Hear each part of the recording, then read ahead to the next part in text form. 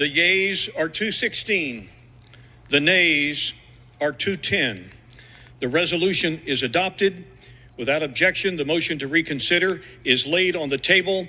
The office of Speaker of the House of the United States House of Representatives is hereby declared vacant. This is an NBC News special report. Here's Lester Holt.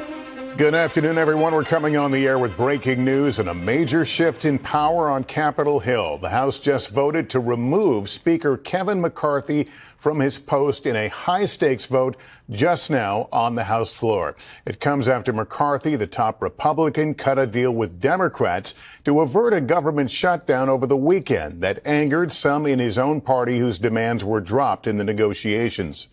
It happened because one of those Republicans, Florida Congressman Matt Gaetz, introduced the resolution to remove McCarthy just last night. And it's the first time this process has ever successfully removed a House Speaker in American history. Let's go right now to senior Capitol Hill correspondent Garrett Haig. Garrett, what happens now? Well, Lester, a speakership that began in historic fashion less than a year ago now ends in historic fashion, with Kevin McCarthy the first speaker to ever be removed from that position by a vote on the floor. What we'll see in the immediate term is the naming of a speaker pro tem, a temporary speaker, a caretaker speaker who will lead the House through the next election to replace Kevin McCarthy and select someone else to be second in line for the presidency. This could be a contentious process as well. The speaker lost 8 Republican votes, along with every Democrat voting to vacate the chair. Who could succeed him in this climate right now? Very much an open question. The House will be largely paralyzed until that question can be answered. This is the Eye for an Eye channel. Welcome to today's show. What convenient timing that the House, or I should say the Speaker of the House of Representatives, has been voted out of his position, which pretty much, for those of you that don't understand how this stuff works, even though at this point it is all a charade, none of these people are actually working for us, which I've covered over and over again. I'll show you again here if you haven't seen some of the latest drama going on from the circus and the distraction that is American politics.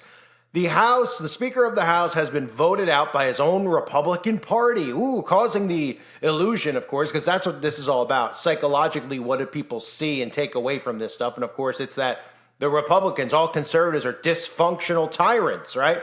Even though anyone who's conservative could say the same thing about the other side. I mean, they're all just yelling at each other. It's like the old man yelling at the cloud type of, that meme that exists, right? It's the same exact nonsense both ways. So now, conveniently, as October 4th is tomorrow, I talked about this last week where they were talking about a shutdown as of midnight on Sunday night.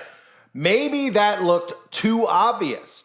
I think maybe that's what it was, that it looked too obvious that, the government shut down and then chaos might possibly break out on the 4th. Now, I've said in my previous videos about October 4th that I do believe in my heart that something is being activated in these people, especially after reading over and over about how it is going to have a unique sound to it. It's not going to be the same thing as a ringer or a alarm on your phone that you would usually use. It's going to have a unique frequency and a unique sound, which makes me even more confident in what it's going to do. Now, I am not of the believer that people will be foaming at the mouth, but I don't know for a fact if they will or will not be.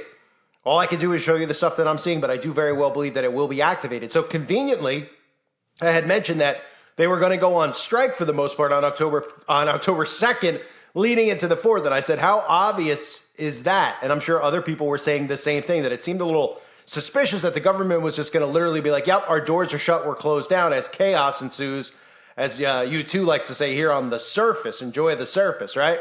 So instead, what they've done is they've decided to throw out and vote out the Speaker of the House, which has never happened before in the history of America, at least according to what I've read on this ridiculous story, that it's never happened before. So conveniently right now, at a time where they're trying to convince everybody that the left is responsible, the right is responsible, and it's all the actual politicians playing a part together, nuking our government. So what better way to do it than, of course, to pretend like it's high school drama.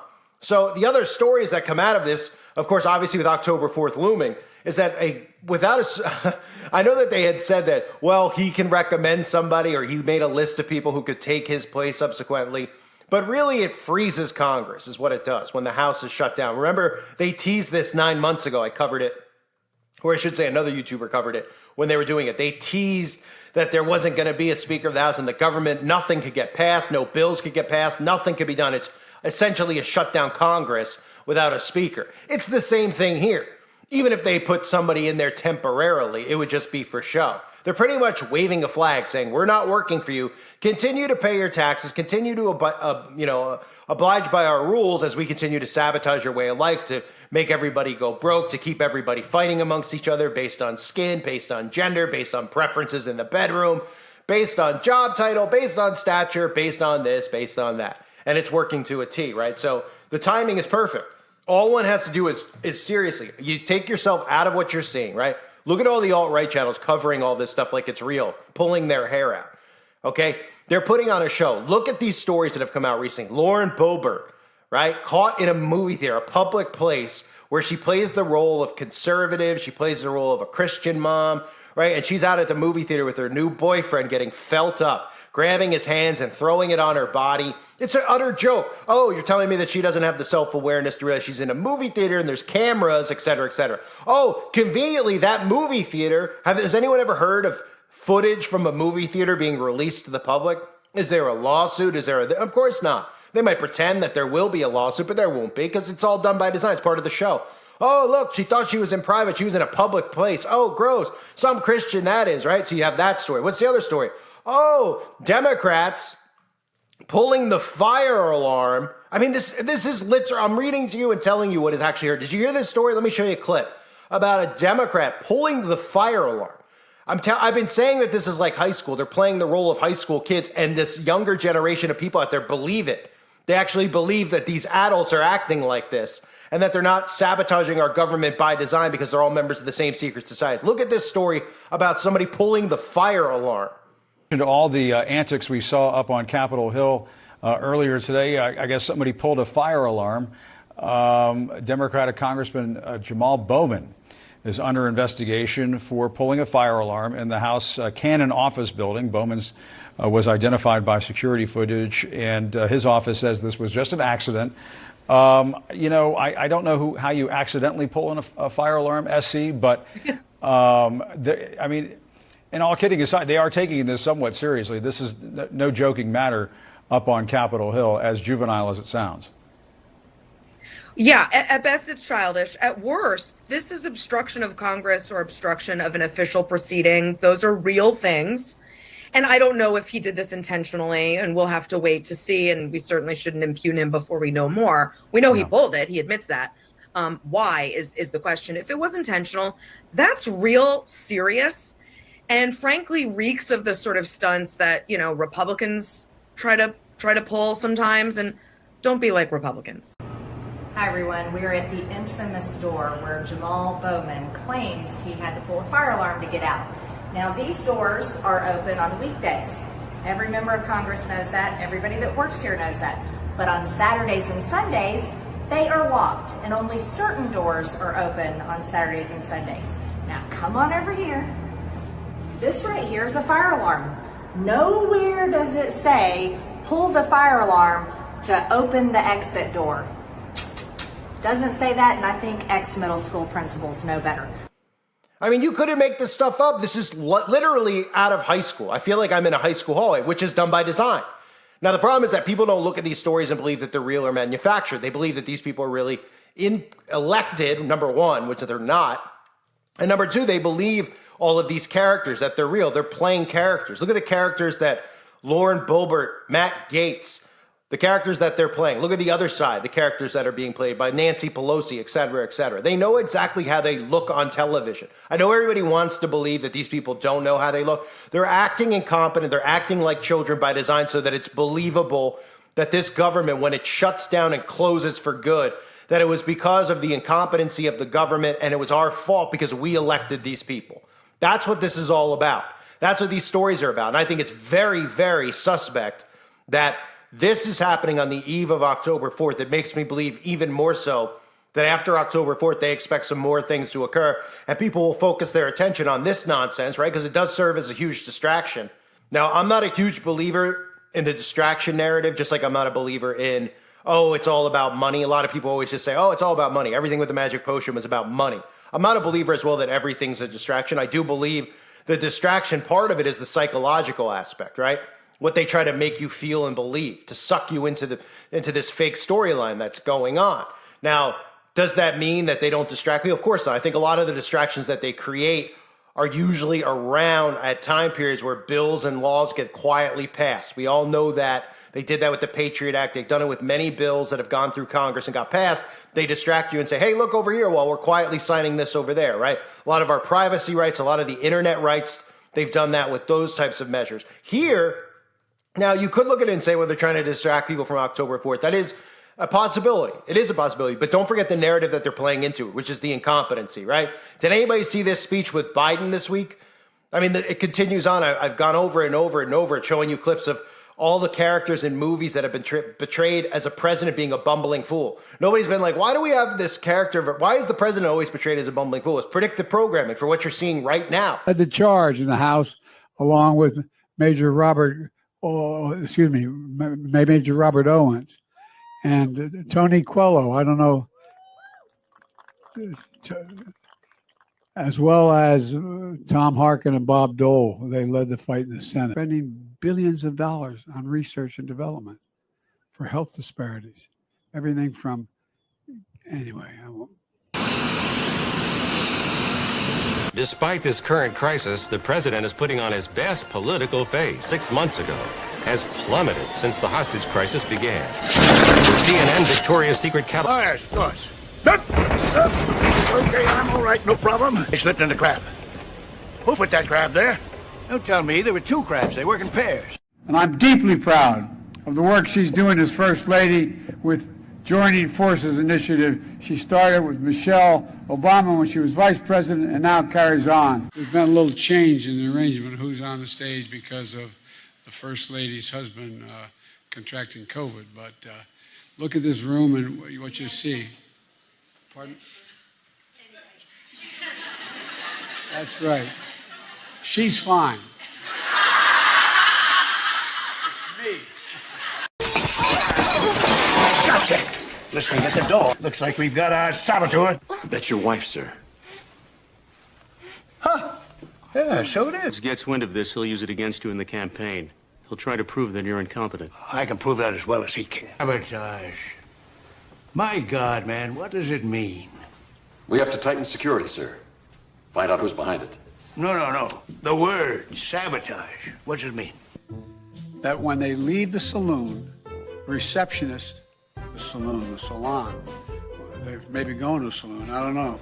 I caught part of President Putin's press conference, and he talked about the need for us to be able to have some kind of modus operandi where we dealt with making sure the Arctic was, in fact, a free zone. Welcome to Kingswood Community Center. Actually, that's the one down I used to work. As a joke. You didn't know where we were anyway. But on a serious note, I'm here today at the, How was the speech coming, sir? Huh? Oh, I practiced my A's. Does this look like an A to you? Yes, sir. All right. Thank you, everybody. Have a seat. Have a seat. Thank you. Vice President Biden, Vice President. That was a joke. President Benson. No, you're not. Seen him on television. He's an older man, about my height. But a word of advice. Don't go around calling yourself the president. I wouldn't do that, and I don't think you should either. It just doesn't hold water. Target area? It's Minnesota, sir. Oh, damn it, man. That's the genius of my plan. We don't have to traipse all over the world to fight. We can do it right here at home. Sir, the enemy is over there. Then we'll fly them over here. They can bring their relatives. We'll teach them to ice skate. Do I have to think of everything? Biden just playing the role, the robot, the old man, doesn't know what's going on. Kamala Harris doesn't know what's going on, right? And then who would be next in line? Who would be next in line if something happened to the two of them? Because we could very easily see something happening to Biden, right? I mean, they've convinced us of that. They're like, he's too old to serve. How many times have we heard that narrative? You don't think they're going to pull that card out? and do some fake offing of him, and then Kamala would be in power, which would be even more chaotic, obviously, on the surface at least, which is what they want, order out of chaos. And then the third person in line is right now, it's an invisible ghost, right? So if something happened, we'd have no president. Now, we could all sit here and say, well, we don't need a president. I get it, just like everybody was commenting, but they weren't listening to what I was saying about, oh, a government shutdown would be the best thing that ever happened to us. The government is not working for you. It already is shut down. It's the illusion of a shutdown. When you have the illusion that the government's not working or functioning, that means that they're planning to set us up for something. And that setup is some type of attack, some type of chaos that they're creating by literally pretending that, oh, we're not in office, we're not here anymore, oh, the dysfunction of this, dysfunction of that. Look, America, the American experiment. They're trying to convince you that the American experiment doesn't work anymore. That's what they're trying to convince you of, okay? They're trying to tell you that the way America's set up, it doesn't work, it's never gonna work, it failed. And everybody would look around and go, everything was perfectly fine, really until Barry Obama came into office. And ever since then, including Trump, it's been nothing but a circus. It used to just be the president. He'd go on TV every couple of months. Everybody would watch that speech. It would be boring. He'd talk about some of the stuff going on in overseas and some of the stuff going on with jobs and the economy, and that's it. You never hear from the president. Now, in the age of social media, with the way that people act and the constant need for information and news, even though it's all fake, people are obsessed and they want to know, hear from these people every day, every second. You literally have look at McCarthy here. I mean, tell me that this isn't an act. The threat comes in that he's going to be thrown out as the speaker, and he tweets out, bring it on. I mean, is this not the behavior of Gen Z? Is this not the behavior of children, right? And this is what they're doing. They're encouraging this behavior. Now, we have a society of adults that behave like kids, specifically the men who act like kids. The men are acting worse than the females are acting, who, of course, are falling into place with the feminist movement. They don't understand that brainwashing. The men are falling into place with this need and obsession for nostalgia, things from their childhood make them feel happy. They don't realize that they're doing that to them by design. They're turning them back into kids instead of them ever maturing and becoming actual men. So when war comes and all this chaos comes, none of them are going to know how to act. And they're going to bend over and kneel down for the government and give in to them because they've created weak people. It doesn't mean that these are bad people. It doesn't mean you're a bad person. It doesn't mean anything, okay? What it means is if you're a weak person and you're weak-minded, you're sensitive, and you give in to all these things and you're crying for your blankie and your teddy bear in the face of adversity, it means the government's winning because they're weakening you. And they're making you weak at a time where you need to be strong for your family, for your fellow man, for God, for everyone in your life. And most men aren't. So they have everything lined up. It's perfectly aligned right now for absolute chaos to ensue. And you're seeing it done by design in Congress. Again, look at these stories, right? Look at McCarthy tweeting out. Look at the guy pulling the fire alarm. Where do you hear stories like this? Somebody got fondled up at a movie theater, a representative in Congress who claims to be Christian, right? Oh, wouldn't it sound like the same narrative? Oh, the Christian girl at school got caught with her, got caught doing this with the boy in the car, etc., right? And everyone go, oh, that's not a real Christian. Oh, the walk of shame. How guilty, right? Oh, the guy pulled the fire alarm. I mean, this is literally, they're doing it so over the top, which doesn't surprise me because I've said in the past, recently especially, that they get off on this stuff. Like they're doing it so much to a point of mockery that they don't care how fake it looks because they know they're going to get away with it. So they're literally reenacting high school stereotypes, high school scenarios, like pulling the smoke alarm. It's like, oh, somebody pulled the smoke alarm so that they could prevent everyone from taking the test that day and they got out of school early or something along those lines, right? Oh, they pulled the smoke alarm so that the vote didn't go through or they weren't going to be able to vote so that Congress would go into recess. Oh, well, they got that anyway, right? From the same type of behavior. Instead, it's more of a Republican behavior. Oh, infighting. Oh, these people can't get along. These tyrants, these conservative tyrants. This is all a show. It is all done by design. We are being set up as we speak.